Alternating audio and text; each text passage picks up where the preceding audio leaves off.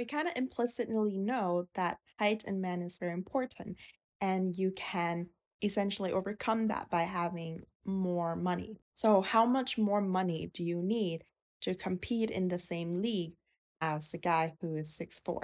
Well, this chart here is the height to income trade-offs.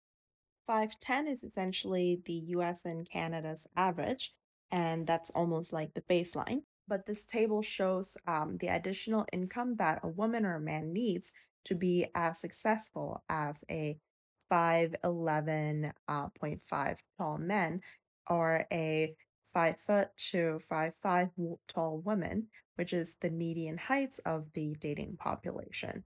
And using Canadian and US standards, the baseline income are around 62,500, which is the average for men's, and $42,500 a year for women. So taking in these average salary, we can now compare amongst all of the different height ranges. Let's look at our first example at a guy who's 5'2". So this here says that to be as desirable to women as a man who is 5'11.5, you essentially need to have an additional income of 269,000 on top of an average income that the tall guy has at 62,500, which essentially means that his total income has to be $331,500 per year just to be as attractive as that 5'11" guy making average salary.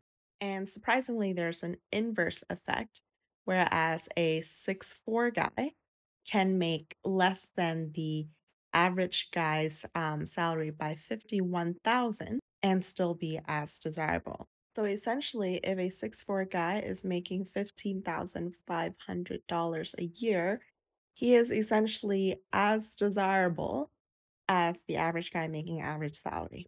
So it's an interesting reverse effect for women where the shorter the better. And we have the average around 5'5". If you're taller than a 5'5" woman, you essentially needs to make $16,000 more than the average of 42,500.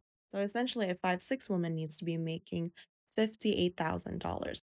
Whereas a 5'4" woman can get away with making less than $10,000 a year. And for a short woman like 5'2" and 5 feet, they actually don't need to be making an income at all.